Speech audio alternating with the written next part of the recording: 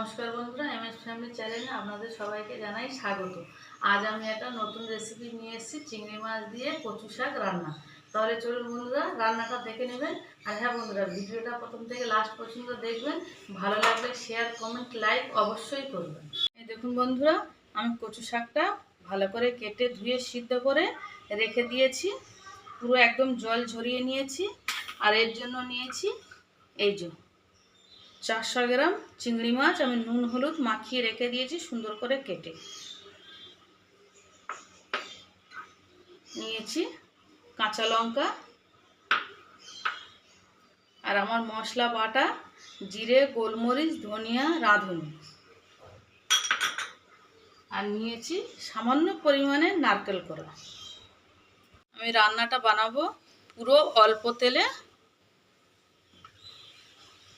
আমি কড়ায় তেলটা দিয়ে দিয়েছি। এই দেখুন, তেলটা আমার গরম হয়ে গেছে।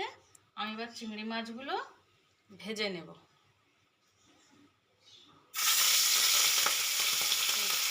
আমার চিংড়ি মাছটা ভাজা হয়ে গেছে।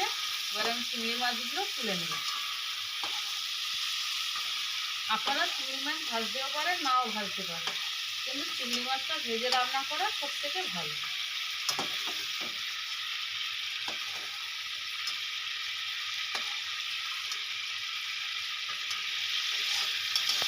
ফোড়নে দিয়ে দেবো 2টো তেজপাতা। যেহেতু আমি চিংড়ি মাছ দিয়ে কচু শাক রান্না করছি, ওই জন্য আমি দিয়ে দেবো 5 ফোড়ন। আমি যদি নারকেল দিয়ে বানাতাম তাহলে জিরের ফোড়ন বা কালো জিরের ফোড়ন দেওয়া যেত। এবার দেবো চিড়ে রাখা কাঁচা লঙ্কা। দিয়ে দেবো কচু শাকটা।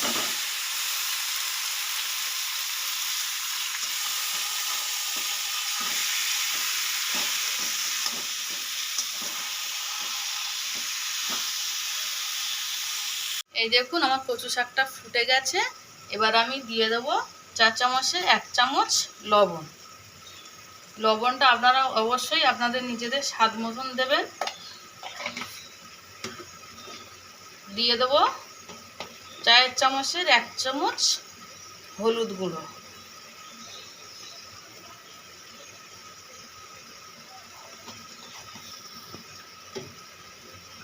আমি বেটে রেখেছিলাম যে মশলা, সেই মশলাটা দিয়ে দেবো।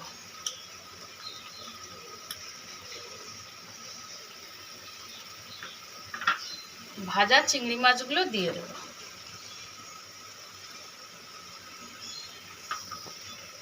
দিয়ে আমি 2 মিনিট নেড়ে নেব। আর আপনারা কচু শাকটা যখন রান্না করবেন একদম ঢাকা দেবেন না, কারণ কচু শাক থেকে প্রচণ্ড হারে জল বের হয়। আর কচু শাক যত শুকনো করে রান্না করবেন তত খেতে টেস্ট লাগবে। আর এই গরমের সময় কচু শাক রান্না খেতে খুব ভালো লাগে।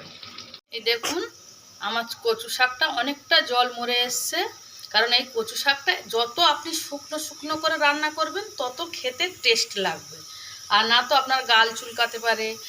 হ্যাঁ, আপনাদের একটা কথা বলবো, যদি কচু শাক কাটতে গিয়ে আপনাদের হাত চুলকায়, আপনারা কচু শাকটা ভালো করে ধুয়ে নিয়ে হাতে ভালো করে লবণ দিয়ে দেবেন, তাহলে দেখবেন আর হাতটা চুলকাবে না। এবার আমি দিয়ে দেবো 4 চামচের 1 চামচ চিনি।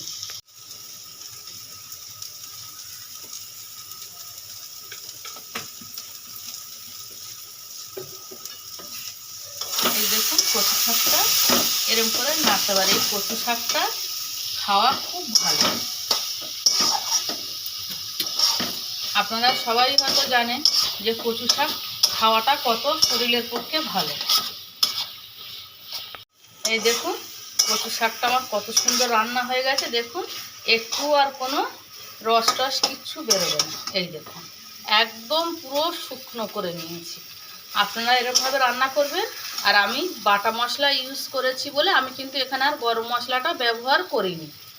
আর হ্যাঁ বন্ধুরা, এই চ্যানেলে আরও ভিডিও লিঙ্ক ডেসক্রিপশন বক্সে দেওয়া আছে। এই দেখুন, আমি যে নারকেল কোড়াটা নিয়েছিলাম, এবারে আমি 4 চামচের 1 চামচ নারকেল কোড়া নিয়েছিলাম। এবারে এই যে ছড়িয়ে দিলাম,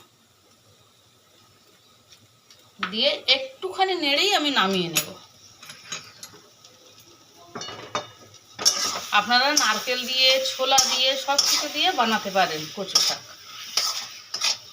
যেটা দিয়ে বানাবেন সেটাই দিয়েই ভালো লাগবে। এই দেখুন আমার কচু শাকটা পুরো হয়ে গেছে, এবার আমি গ্যাস অফ করে নামিয়ে নেব।